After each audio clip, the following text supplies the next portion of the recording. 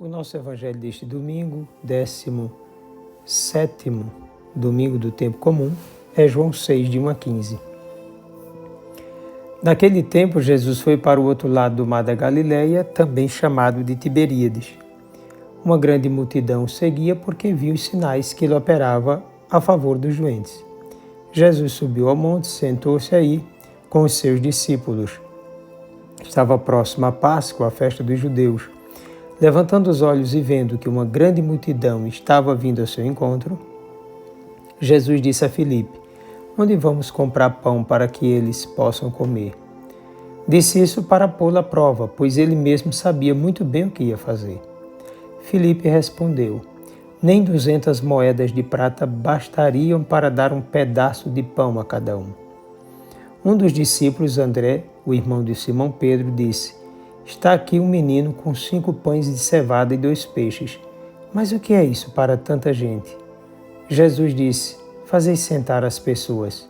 Havia muita relva naquele lugar, e lá se sentaram aproximadamente 5.000 homens. Jesus tomou os pães, deu graças e distribuiu-os aos que estavam sentados, tanto quanto queriam. E fez o mesmo com os peixes. Quando todos ficaram satisfeitos, Jesus disse aos discípulos: "Recolhei os pedaços que sobraram, para que nada se perca." Recolheram os pedaços e encheram 12 cestos com as sobras dos 5 pães, deixadas pelos que haviam comido. Vendo o sinal que Jesus tinha realizado, aqueles homens exclamavam: "Este é verdadeiramente o profeta, aquele que deve vir ao mundo." Mas quando notou que estavam querendo levá-lo para proclamá-lo rei, Jesus retirou-se de novo, sozinho, para o monte. Palavra da salvação. Jesus passou para o outro lado do mar da Galileia de Tiberíades. O termo mar é dado por Israel a toda grande quantidade de águas.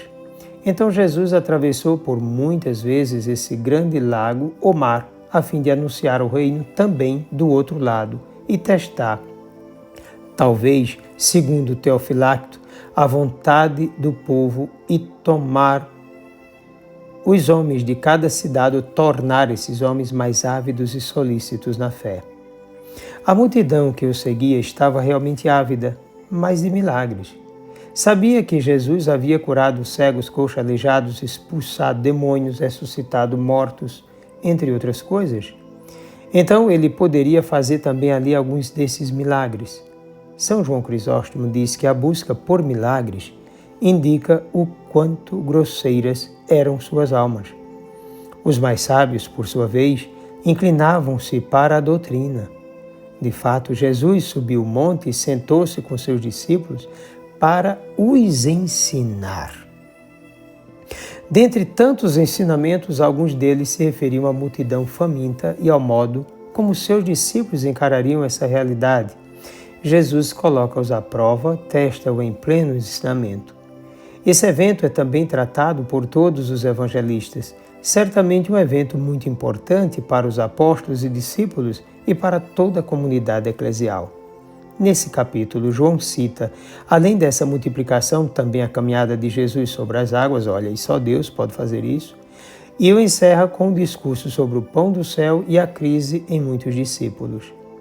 Nessa multiplicação dos pães, alguns temas são abordados, como a ida ao lugar abandonado, presença de uma multidão, a Páscoa dos judeus, a incompreensão do povo diante do sinal operado por Jesus, a atuação dos discípulos e a iniciativa do Mestre na ação e realização do milagre. Pois bem, Jesus vê a multidão vindo a ele. Não é qualquer multidão, mas um povo faminto, tanto de alimento natural quanto do espiritual. Uma multidão de sofredores e de incrédulos ao mesmo tempo. Nos sinóticos, Jesus vê e tem compaixão. Aqui, João cita somente a iniciativa de Jesus e a certeza do que deveria fazer. Já nos sinóticos, são os discípulos que tomam a iniciativa. O acento joanino é tremendamente cristológico, tanto na iniciativa da ação quanto no modo de entender o que se passava com aquele povo. Em João, são os discípulos que preparam a multidão, mas é Jesus quem lhe dá de comer.